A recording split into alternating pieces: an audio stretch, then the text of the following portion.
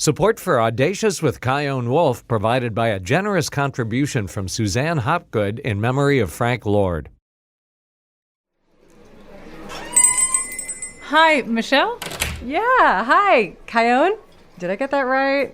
Yeah, you totally nailed it. Yeah, thank you so much for joining me on our first date. I've been using a bunch of apps for a while now, and I was just beginning to lose hope, but I gotta say, when I saw your profile, wow, your bio, your interests, your face, I knew I had to swipe right. Thanks. I'm really glad you did. So what kind of things are you into? What makes you happy? Well, I'm actually working on this episode of my show right now, all about how couples meet in the most unexpected ways. Like, there's this one couple, Alex and Sue Tatham. They met on this huge UK dating show back in 1988 called Blind Date. And they didn't think anything would come of it, because why would they? But it turns out they totally fell deeply in love. And when they got married, it was broadcast to 17 million people. Oh, and then there are these two Disney superfans, Heather and Tony, who found each other on a Disney fan dating website called mousemingle.com. But check this out. They started off on opposite sides of the world. She was in Australia and he was in Florida. And the moment they met in real life, their relationship turned into this real-life Disney movie. And oh my God, this last story is wild. One day, this guy named Robbie, who lives in Vancouver, Canada, got liked on a dating app by this guy named Avichai, a dude thousands of miles away in Israel. After chatting online for like 3 years, Robbie finally books a trip to visit Avichai on October 6th, 2023, right as the Israel-Hamas war broke out. And they spent their second night together in a bomb shelter. Can you imagine? Right. I'm just going to stop you right there. You seem like a really nice lady, but you talk a lot about dating apps and dating shows, which I'm so sorry, but it's just kind of giving me the ick. So I'm going to just go ahead and call it a night. Nice to meet you, though, and good luck with the show. Well, there she goes. But you're still here, and you are cute. From Connecticut Public Radio in Hartford, this is Audacious. I'm Chion Wolf. Let's swipe right on our first story, which took place way before dating apps were a twinkle in some tech bro's eye, but just as dating shows on television were taking off. The British show Blind Date has a similar format to the dating game here in the U.S.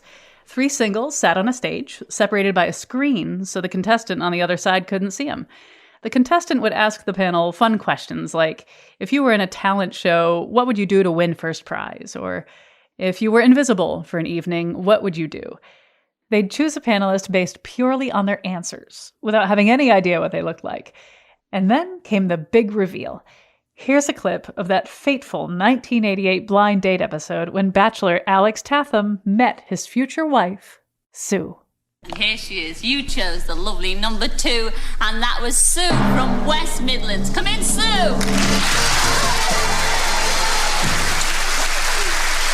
Tell us first impressions.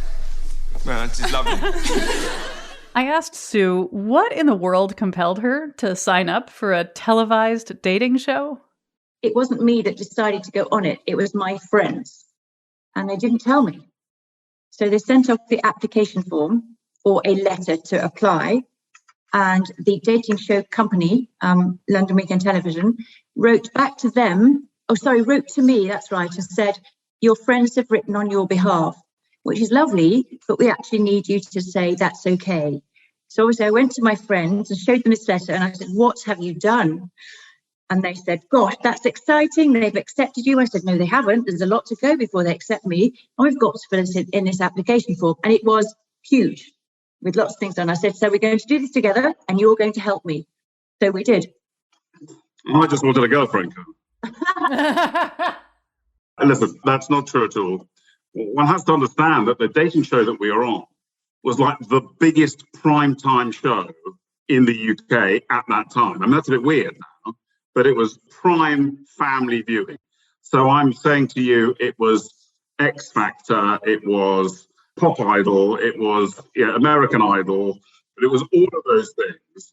And it was the most popular TV show, particularly when I applied to go on in the first place. So What I'm really saying to you is that I really wanted to show off to a bigger audience. But also, it was one of the first TV shows where audience members, normal people, were invited to take part. So almost the first reality TV show in the country, yeah. Now, when you got on the show and you knew, oh God, this is happening, how much of you really thought, I could find someone I could love for the rest of my life? I would say 0%, really. No chance. I thought I'll have a nice day. I thought I'll be seeing how a television program is put together and made. Very exciting. Never knew how that happened. And that was really the end of it. I agree. It's the most appalling way to meet anyone. All right, well, I want to back up a second. Now, Alex, you had to pick between 3 different unknown women. There was Lynn, Kate, and Sue. Why did you pick Sue? Well, I think it was a bit of a potluck thing. You see me on the show, if you watch the show, me almost going eeny, meeny, miny, mo. I mean, it was really that I had no idea. And to be honest with you, we probably cared even less, frankly. But the most important thing is that now we have the very first moment that mummy laid eyes on daddy when you can show that to your children. Because that really was the very first moment that we see each other. So when did it turn into something real? Quite quickly, I think. And we went, our date was a medieval banquet in Ireland. We went to County Clare, to Shannon, and to Limerick, and to the Cliffs of Moher and the Blarney Stone we kissed. We were very highly chaperoned. So there was 4 of us on the date. There was myself and Alex, and the male photographer and the female researcher. So although they weren't holding our hand, they were very much closely in the background. I think making sure that we didn't do much more than hold hands, I think Exactly. is probably the answer. But nevertheless, we clearly hit it off. And to show what a demure family show it was, they put us, the boys and the girls, in hotels 5 miles apart. Oh, wow. So we didn't even stay in the same hotel. And when we came home, I said to Sue, what are you doing for the evening? Because we had to meet the next day for a bit of separate filming to see how we thought about each other. Alex lived in London, and I am from the Midlands, which is 150 miles away from London. And so I had to stay in a hotel in London, and Alex stayed at home. So he was okay. He was with his family. And So I said, well, Sue, would you like to come out? And I'm a zoologist by profession. So I took Sue to London Zoo. And this is a tried and tested technique, by the way, Kyle. Can I just recommend to all the boys listening to this, is to take your prospective girlfriend to the zoo, claiming that you're on telly and blind date, and then you get to hold a baby chimpanzee, and as a result, your future girlfriend will do anything you ask. That's the trick. That's why all the Tinder profiles have a guy holding a puppy. I'll absolutely take your word for it, Kyle. So that was the time, probably, when we turned it from a fun first date into a more serious second date. And by then we were on our own for the first time. Now, when you were thinking, let's have our wedding televised in a blind date special in 1991, what was going through your head? Did that seem like the natural thing to do, considering how you met? Not at all, but there was much excitement over our engagement, and we were quite swept up in it, I have to say. And the production team started to say, this will be really nice. Would you mind if we filmed it? They were lovely and never pressurized to do anything.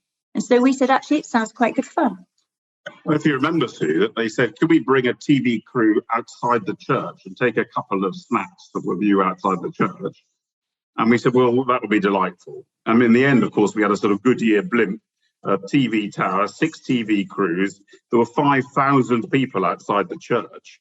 And 17 million viewers. My producer, Jessica, who loves numbers, by the way, she tells me that was almost 1/3 of the UK's entire population at the time. What? It came first in the ratings of the year in 1991 for all the TV shows. And now listen, they were very clever, the TV guys, because effectively it was clearly a huge story in the UK. Sue is effectively Kelly Clarkson at this point. I mean, she is absolutely massive. Everything on the front page of every newspaper. Profiles of Sue appear everywhere. And I just sit there and nod and wave in the background saying she's cool.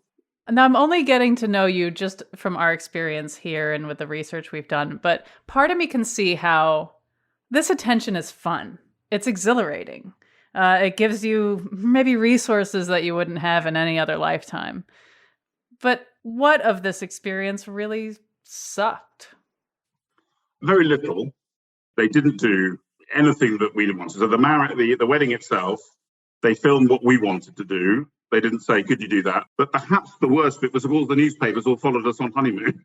Even though we'd said no, we said, you can film our wedding, but our honeymoon is our own. Yeah. We managed to control that very well because actually it's fun as opposed to, it doesn't happen all the time. I don't get to speak to many American radio shows, Kyle, you'll be glad to know. And as a result... This is a first for us too. Yeah, exactly. An exclusive. What? Audacious exclusive? That's amazing. Thank you for telling me. And I think because we're normal people, essentially, we managed to slip back into obscurity. And when we were married for 30 years, there was a lot of attention. And then again, we just slipped back into obscurity. So it's never been a problem, really. And as you say, it's quite exciting for that reason when it does happen. I feel compelled to ask you what ingredients go into a great, healthy, strong, loving marriage. But I mean, you got to have an answer to that, at least for you, right? Well, I think we've both got the same answer, which is important. We just say share everything. We share experiences. We just share. It's just great. I think we went in with a very similar set of values. We went into the dating show with a similar set of expectations and values. And we found that our values were shared all the way through. And I think that we share life's values. We've shared them with our children, who are now 28 and 26, and are variably sort of embarrassed and delighted the fact that their parents are every now and again recognized in front of them. But it is such a gentle thing, and such a lovely thing, and such a fairy tale story. Pretty unlikely that Sue and I would have ever met had we not been on this particular show. Never. We come from very different parts of the country, very different backgrounds, but actually we've had the most wonderful life together and are having a lovely life together. And I can't believe for a second that it would be any different, really, had we met in a different way. Alex, when we were researching you, one of my producers found your LinkedIn profile, and it says, among your impressive professional achievements, that one of your other specialties is being fantastic. So, Sue, I've got to ask you, in what ways do you see that Alex is fantastic? Gosh. I'll sit back now. Just genuinely everywhere. Supportive, fun, loud, crazy, loving, takes me out a lot. We have fun, we laugh, and we like to do things. We love learning, having new experiences and sharing all that. And he's just easy to be with and always looks after me, which is great, as I do him. I think what's important generally is that people ask you when they want to know how you are, they often say in the morning, Alex, how are you? And rather than say, I'm okay, thanks, I just say, fantastic. I'm fantastic. And the reason you say that is that first, it makes you feel better. And secondly, it makes them feel better. And so when people ask me how I am, that is how I describe myself, is I'm fantastic. I'm going to borrow that. Thank you. Alex, in what ways is Sue truly fantastic? She is remarkably lovely to everyone. We went to a party the other day and everyone just said to me, your wife is just delightful. And I think that one gets reflective glory when everyone says looks at your wife and says, what did you do to deserve her? And that is exactly how I feel about her. She is a wonderful, wonderful individual that has brought up two stunning children who love her much, much more than me, obviously. And clearly, we have the most extraordinary life. We're extremely happy together. We've got this lovely house in London, and we are extremely happy together. And that's a lovely, lovely thing to be able to have said after 31 years. And I think that having a stable home and a stable family is just a great thing to be able to give to your children if you can. And we have been able to. And I don't think we'd have been able to had Sue not been truly lovely. Fantastic, I think it was. Fantastic. Alex and Sue Tatham, thank you so very much for talking with me. Kion, it's a pleasure to speak to you. Lovely to speak to you all the way through the UK. And good luck finding love on a dating app yourself. I'm so sorry. We are going out with their song, A Groovy Kinda Love by Phil Collins. When we get back, meet Heather and Tony, whose shared love of Disney brought them together across thousands of miles. Yeah, I thought I was just meeting someone to ride roller coasters with, and instead I found a husband. So. And later, Robbie Romu and Avichai Sofer, whose relationship was tested by war just a day after meeting in person for the first time. I can't explain how safe he made me feel. I was in a bomb shelter. I swear to you, like, rubble is bouncing off my hat. And I did not think I was going to die. As long as he was there, we were going to be okay. I'm Chion Wolf. This is Audacious. Stay with me. When I'm feeling blue, all I have to do is take a look at you. Then I'm not so blue. When I'm in your arms, nothing seems to matter. My whole world could shatter. I don't care. Wouldn't you agree? Baby, you and me got a groovy kind of love. We got a groovy kind of love.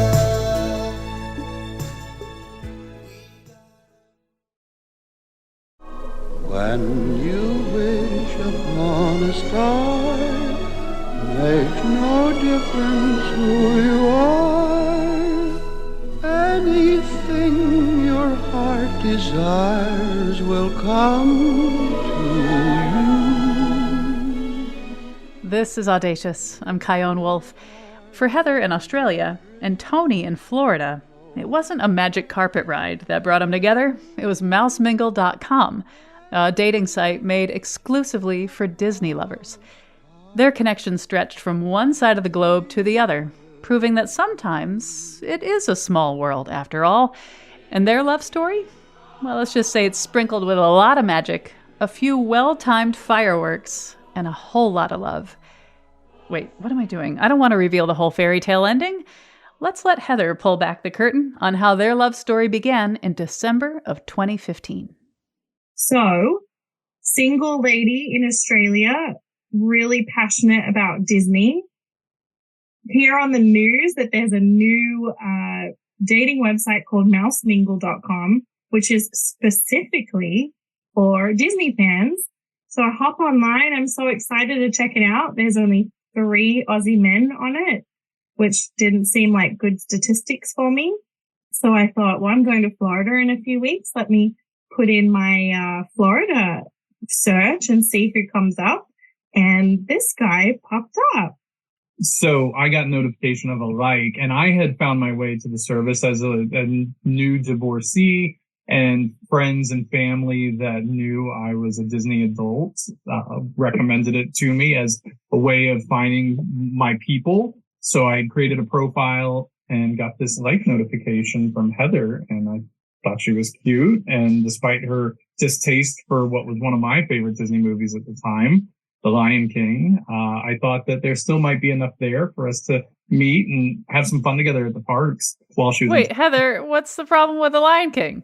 Yeah, important to note that Mouse Mingle actually asks you questions that are less about you and more about what you like and don't like about Disney. And it does ask you to be honest about what your least favorite Disney movie is. And mine is The Lion King, which he had as his favorite, but that didn't stop us. I love the music. It's just not my movie. It's just not my movie. So that's fair. That's fair. It's not for everybody. And that Disney has enough for everybody. Exactly. It's a library. You choose your favorite book. It doesn't have to be the same as everyone else's. So we moved past that barrier. We did. And we started communicating, which started with just a few exchanged messages, but then quickly turned to phone calls and FaceTimes, which was difficult to synchronize because with Australia being often 12 or 14 hours ahead, I was waking up at 5 a.m. so I could have a little conversational date, if you will, with Heather. And this was all knowing that she had at least there was knowing that she would be here in a matter of a few weeks. So we had 3 weeks to communicate before we got to meet in person, and then we did. Okay, so will you take me to that moment when you first met in real life? So here I am planning to land in Orlando to go to Disney World. And normally I would just catch the Disney bus. But this guy, stranger on the internet, says, how about I pick you up from the airport? And Australians aren't known for being scared of much. So I was like, sure, let a complete stranger that I've only talked to for 3 weeks pick me up from the airport. And when I came off the shuttle and saw Tony standing there with a big Mickey balloon, flowers, a handmade poster with all sorts of cute references to the conversations we'd had, I was like, well, he's definitely been seen by security at the airport here, so they'll have some record of me going with this person if no one can find me later. And we knew from the very first hug, it was like lightning striking. I don't know. We just knew from that moment that it was meant to be. Tony, now you were totally prepared for this. You pulled out all the stops and you showed up with all of your might to this first experience. Why? Good question, because it sounds like it might be a little crazy that I did, but I didn't expect that I would have necessarily some sort of relationship past her original visit. So I felt like, here's this woman that's coming from Australia that doesn't have a travel companion to go enjoy something that she really enjoys as much as she does, that I also share that enjoyment of. So I was like, let's make use of this time together. And I had even planned a date at one of the nicest restaurants there because I knew it was something that I would enjoy sharing with her that maybe she would never have that chance to go do, particularly if she was vacationing on her own. So I thought it would just be a great way for her to have a memorable trip. So I pulled out all the stops, and not realizing that years later we would have a child out of it, and a home and extra family. And so, yeah, I thought I was just meeting someone to ride roller coasters with, and instead I found a husband. So it definitely didn't go to plan, but this plan was so much better than what I had planned. So now, Heather, you said at the airport that you knew. Oh, yeah. Knew from that first hug. I was just like, I think this is the moment I've been waiting for my whole life. Okay, so when I hear that, I think, first of all, I totally want that to happen to me someday. And it's funny because I used to say to my friends, like, I don't know, maybe I'm Disney-fied, but I want to feel that, oh my God, this is it feeling. I want it. That's the way I want my story to go when I meet my person. And I used to kind of roll my eyes at it, but I also recognize that it does happen. So in a way, was this your Disney dream come true? Oh, totally. And then even if I'd had any walk back from that first moment, we're at our most magical place on earth at Disney World, and we're just one thing after the other kept reaffirming that this was totally the right thing. I mean, like, Tony went to open a door for me one night after we'd been in the theme park and we were going to dinner somewhere. He went to open the car door and thought, I'm going to lean in for a kiss. And no joke, the second that we kissed, the fireworks went off in the sky and the music started playing. And there's no way he could have timed that more perfectly, but he didn't plan it. It just happened. And so it was just this week of constant little reminders that, like, no, don't think this is a fraudulent thing. Where it's for real. Keep going, keep going. And every moment since then has been just always with great love and support from our family. And yeah, we're just constantly reminded that it was the perfect match. So you have this wonderful time together, and then you fly back home. And then you moved to Florida less than 3 months later. Any doubts or any hesitation whatsoever?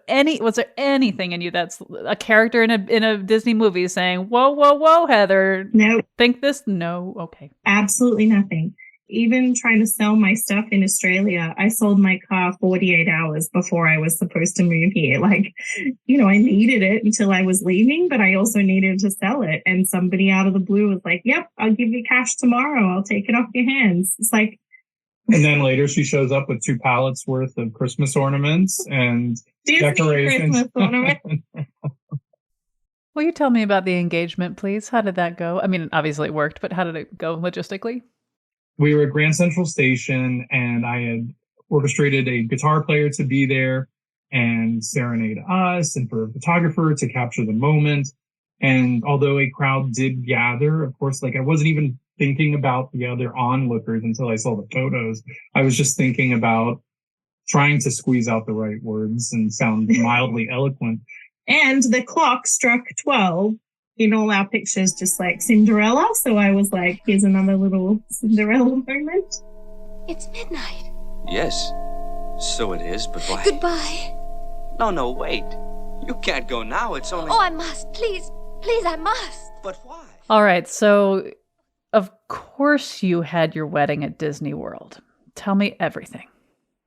Yeah, so I don't even think it was a question. And 3 of our wedding guests that came from Australia remember me telling them at age 11 when we met in high school there, because high school starts in 7th grade. They all, on separate days of our week-long wedding event, apologized that they didn't believe me when we were 11 and said, here we are at your actual Disney wedding that you've been telling us you were going to have. But really, there wasn't a more perfect place to do that. Everybody that was local could drive over. Everybody that was going to come in from another state, and mostly Disney happy, loving people in Tony's family. So they were happy to come there and be there for us. And we had about 25 Aussies fly across the world. And for most of them, that was their first visit. But of course, most of them also hadn't met the person I was going to marry. So I was like, I just want one thing before we walk down the aisle. And I want to spend time riding rides with these people, because what better place to meet someone than while you're standing in a line waiting to do something fun, you have all this time to talk. So we set up a whole bunch of play days, really, where we invited all the wedding guests to just join us and line up with us and have lunch with us or dinner with us. And then that way they didn't feel like I was marrying a complete stranger a few days later. And I think it made all the difference, because everyone was just like, this is your person. He's so amazing. Well, and I fell in love with them too. Yeah. That was just a great opportunity for us to give them a reason to have a vacation, and for us to bond leading up to the big event being our wedding without being a stranger. It couldn't have been more perfect, truly. And I think by Wednesday, because we got married on a Wednesday, but I think by the Wednesday, everybody was like, oh, which side of the aisle should we sit on? Because we love them both, which is a really nice way to start your marriage, just knowing that everyone in the room is at peace with you embarking on this journey. But as for where we did get married, we used Disney's Wedding Pavilion, which has a little, it's near the Grand Floridian Hotel. And it has a picture window, so you see the castle behind you as you exchange your vows. And then we used the monorail to get most of our guests over to our reception venue in the Contemporary Resort. We went to California Grill, which is their restaurant up on the top floor, and it has views of the whole lake and Magic Kingdom. And we knew when we toured the venues, there was zero question that was the place for us, because it was just so exciting, and the views really spoke more than any decorations we could put anywhere. And we kept a secret the whole time we were planning the wedding that Mickey Mouse was going to come. We didn't tell our parents. Only our planner knew. And we kept hiding it under floral expenses because we didn't want anyone to know what it was. And we also didn't really know what time Mickey was going to turn up. So we were just busting the move on the dance floor, what felt like for hours, waiting for him. And we kept catching each other across the dance floor saying, is it time yet? Is it time yet? And then out he came, and everyone's faces had the reactions we'd been hoping for of like, what? Mickey's at their wedding? Annie Leibovitz crashed our photo shoot. What? And I was really sour about it. What? We had made arrangements for a photo shoot in the park the morning after our wedding. And so we got to go in at 5 a.m. before the park opened. In one of the areas that we had contracted with Disney to get to take our pictures in. Yeah, Annie's in there squatting on it, using it for her own purposes before we got to it. And she was gracious in asking if we were still able to get the shots we needed. But I was so starstruck at the moment that we met her that I'm like, Yeah. Meanwhile, I was over here seething like, no, I didn't get the pictures I wanted because you're in the way and I had to go somewhere else, which is not the pictures that I wanted. But Disney made good on it. They gave us a reshoot of that little part that we missed. So we did get what I want. But I also think she could have just taken a selfie of us or a quick picture of us and the whole, then I would have been a fan and I would have got over it pretty quick. But Tony and our photographer were very starstruck. They were both like, oh, Annie Leibovitz. If someone's hearing this and they wonder if their dreams could come true of finding their person, what would you say to them? Yes, it's very possible if you go into the online dating world being honest and just being true to yourself and not bending to fit into someone else's idea of what they want. Be you. You as you are fit what somebody wants. You aren't going to be that right person for everyone, and everyone's not going to be that right person for you, and you've got to be okay with that. And I think that it scares me how much angst there is among a lot of young males these days about, almost feeling entitled to a relationship, or anyone that feels that they are owed that connection. But you have to put yourself out there first before anyone's going to find the opportunity to find something to connect to. And that takes a risk and that takes rejection, but it's something that we have to accept. And people with passions are fascinating people.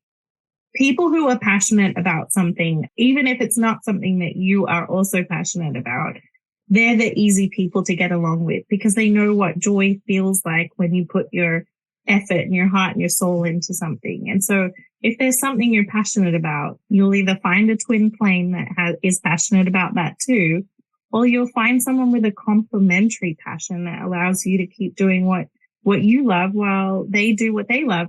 We just happen to be similarly passionate about so many things. Disney was just the starting point. So, yeah. And it's funny that we're passionate about individually being the only children that we are, yeah. But we're good with that and respect the time that I want her to have to be able to invest into hers and vice versa.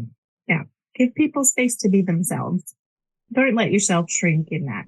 Be authentic.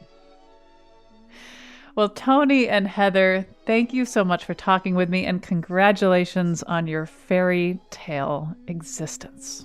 Yeah. Thank you. Thank you. And we hope you find yours as well, if that's what you wish. We're going out with their song, So This Is Love, from Cinderella. After the break, what if you suddenly had to face the realities of war just a day after finally meeting your long-distance love in person? Hear what Robbie Romu discovered about his partner, Avichai Sofer, in a bomb shelter in Israel. Even in the face of adversity, this guy will always have a sense of humor. And that was very precious to me in that time. I'm Kyone Wolf. This is Audacious. Stay tuned. So this is the miracle that I've been dreaming of.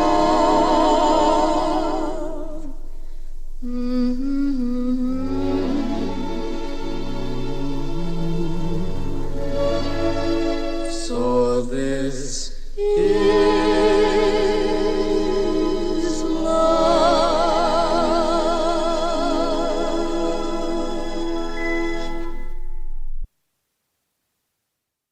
This is Audacious. I'm Kyone Wolf. Long-distance relationships are challenging on their own. Time zones, missed calls, loneliness, the waiting. But for Robbie Romu in Vancouver, Canada, and Avichai Sofer all the way in Israel, their love story took a turn no one could have imagined. After 3 years of messages, calls, and video chats, Robbie finally boarded a plane to meet Avichai face-to-face. And then, less than 24 hours after he landed, the Israel-Hamas war began. So what happens when you finally meet your match and suddenly find yourselves in a bomb shelter? They both joined me to tell the story, starting off with Robbie reading from an essay he wrote about what happened next. I bought my ticket to Israel on September 6th. We planned 9 days in heaven from October 6th to October 15th. Avichai organized the most beautiful vacation for us in the land he calls home. I landed at Ben Gurion International Airport on Friday, October 6th at 8 p.m. Avichai was waiting for me with a sign that said Bumblebee and the brightest smile I had ever seen. We hugged, cried, and looked into each other's eyes. We awoke very late on Saturday, October 7th, to 38 missed calls and hundreds of unread text messages from his family and friends. Something had happened, but with my extremely limited understanding of Hebrew, I had no idea what. As Avichai began to return the missed calls, I opened my phone and read the headline. Netanyahu says, "We are at war." It did not feel real until I felt Avichai's hand on my shoulder and heard him say, "We need to talk about some things." He calmly told me that when we heard the air raid sirens, we would have 90 seconds to make our way to the bomb shelter in the basement of his building. There, we would wait out the barrage, and once a minute had passed from the end of the siren, we would return to his apartment. He asked me if I understood, and I told him that I did. I lied. I did not understand a single thing that was happening.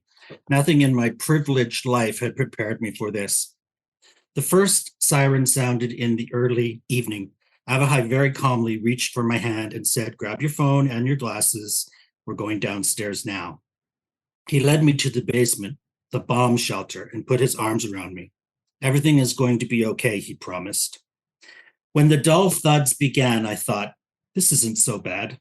When the rending, unearthly scream of metal meeting mortar began, the walls shook, the windows rattled, dust fell from the ceiling, and my bones moved inside my body. I told myself, this isn't so bad. I was lying. It was bad.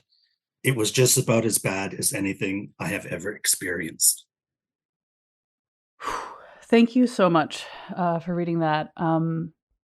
Let's back up to before all this. The moment you saw each other on a dating app, tell me what happened.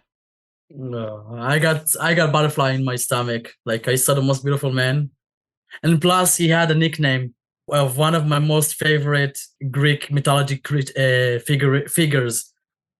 His name was Icarus, and I loved the mythology of Icarus. And I felt and I thought, like, oh my God, who is this intelligent man and like so beautiful as well? And I was like, immediately fell in love. That sounds really beautiful, but really, he just thought I was cute. So you're in conversation for how long before you actually go out there and meet for the first time in October? 2.5 years, 3 years, something like that. So this was such a long time coming. So much was put into this first visit together, yeah?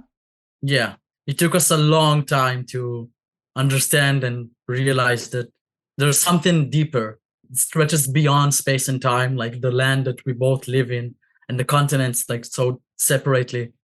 Who is this guy? He's so beautiful. I know. What the hell?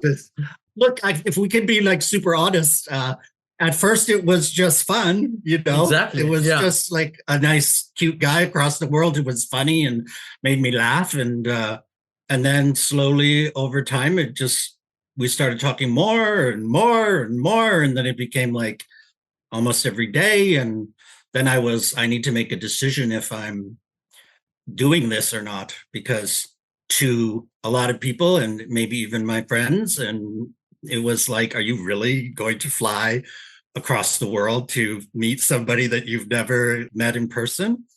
And I only have one life and I don't want to regret anything. And so I was like, let's see if he's in. And I was in. Let's jump forward to where we left off in your essay. What happened next? It's hard to describe, really, because to me, who is from Canada, which is, you know, a very peaceful country, I lived a pretty privileged life. I just didn't understand the full gravity of what a lot of people in this world live through and live in. So for me, it was like absolutely shocking, was absolutely overwhelming. It was, I don't even know if it was like really real. It just was I just said, I'm going to get on board. I'm going to do whatever it is that I'm supposed to do and follow instructions and just like not mess around. Avichai, when you started hearing these air raid sirens, you knew what to do. So had you been through something like this before? Yeah, sadly, it's not my first time experiencing wars. We had a military operation 1.5 years, 2 years before the war, and it was similar to what happened to the start of the war when we got rockets and barrages and we had to go to the shelter to protect ourselves. And I also experienced the Second Lebanon War when I was a child. So experiencing wars and conflicts is something that I'm used to. That's why I stayed so calm, even though I knew that in a matter of hours, we will have rockets on our heads, showering us with all the hell that happened. So here you are as somebody who's been through violence, and you've got this handsome, sweet guy from Canada who has no experience with anything like this in a country that is largely peaceful. And here you're meeting for the first time, and this is the reality of what's happening. How did you feel in a way, and I'm projecting, like you had to protect him or take care of him or be a calming force for him? What was that like for you, Avichai? Definitely. I felt like I had to be like a calming of authority for myself and for him as well, to show him that even though we're at war, everything is fine and we will survive this. And I had to stay calm and strong for both of us. And luckily, he also enabled me to do that. He was showing me that I understand what you're saying. I understand like it's an intensive situation, but we will figure it out and we will sort everything. And it helped me be a stronger figure for myself and for him as well. I have to jump in. I can't explain how safe he made me feel. I was in a bomb shelter. I swear to you, like rubble is bouncing off my hat. And I did not think I was going to die. As long as he was there, we were going to be okay. When I think about going on a first date, I think, not a lot at stake. We're going to have a nice dinner. Maybe ice cream for later. Sure, maybe some ice cream. And maybe I might learn something about them on this date. That is the objective, right?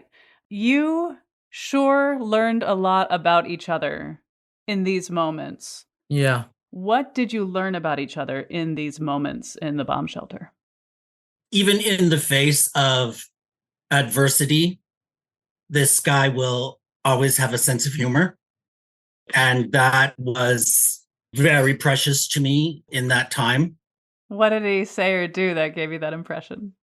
Taking pictures and like keeping me like engaged and talking to other people. And it was like we built like this little community of people that I I obviously never expected to meet, but we'd all end up down in this, bomb shelter together. And they all knew that I was the Canadian guy. And they all like said to me, like, don't worry, come back. Our country is great. It's not like that all the time. Not like that. And we kept being like humor about like the situation because might as well, we're in a tough situation. Might as well ease it up and try to get the best of it.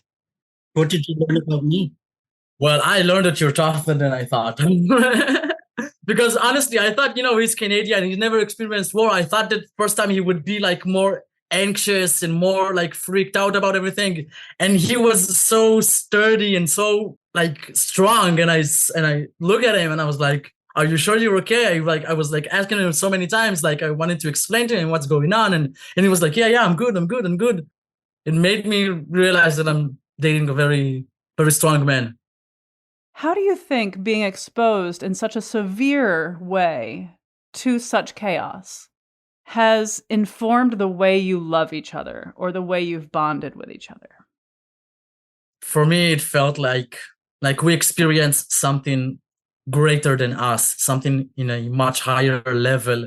Like we experienced how it is to survive in a war and how it is to coexist while big struggles are hitting us outside.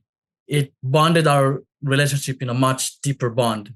For me personally, it's like a learning experience that helps us realize how much we care and love each other. There's also such a thing called trauma bonding, which is very real. And I think that, I don't know what would have happened, but I feel that that experience bonded us strongly, as opposed to just 9 days of heaven, which would have also been very great. Avichai, when you were saying goodbye at the airport, as all this chaos was happening, what was that like for you?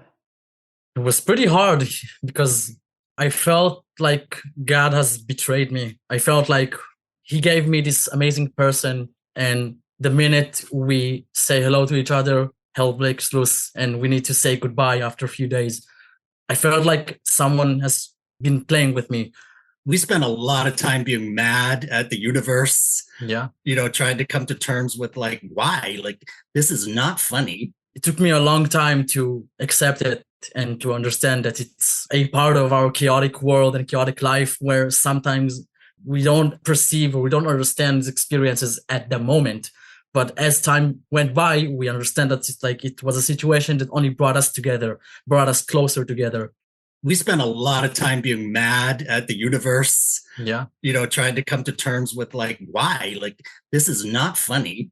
It was hard for me to say goodbye to him because I wasn't believing that much. I wasn't afraid in the levels that he was afraid because it was his first time seeing war and I'm used to wars and like stuff like that happening. So I had a much brighter and optimistic approach to what's coming up next. I knew that the start of the war would be harsh and violent and cruel, but at the end of it, it will subside and we will be able to see each other in a bigger blip.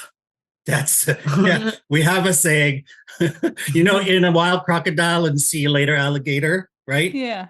We have one that's like, it's just a blip potato chip. We often say that to each other to realize that sometimes, because we live in a long distance relationship and it feels hard sometimes to not be around one another. So we are reassuring ourselves with that statement that it's just a tiny blip. Yeah. It showed the absurdity that war brings people together. And even in the toughest situation, love can thrive and bloom. Yeah, I can't wait to come back again and hang out for some more great Israeli food and desserts. He's obsessed with Israeli desserts. Yeah, what's your favorite Israeli dessert? Rogalach. Rogalach. It's like cookies and it's either filled with chocolate or with cinnamon and he's obsessed with it. I'm gaining weight like every day, just enjoying the treats. Oh, it's so good. Well, Robbie, Romu, and Avichai Sofer, thank you so much for talking with me. Thank you so much, Kayan. It was very lovely to meet you. Audacious is always lovingly produced by Jessica Severin DeMartinez, Meg Fitzgerald, Robin Doyon-Aitken, and Meg Dalton at Connecticut Public Radio in Hartford, with help from our interns Kathy Wang and Angelica Kajewski. Special thanks to that mellifluous voice you heard in the intro, my dear friend, Michelle Horsley. If you like this episode, we have an Audacious Love playlist, including advice from couples who've been married for over 50 years, perspective of power and play with doms and subs in the BDSM world, and spectrosexuality, when you marry a spirit or a god. When we step into a bonded relationship with one of these kinds of beings, really exciting, emergent consciousness can happen. For more one-of-a-kind conversations about love and life's other big mysteries, go to ctpublic.org/audacious or wherever you get your podcasts. Stay in touch with me on the socials at Kayon Wolf, and you can always send an email to audacious@ctpublic.org. Peace and love.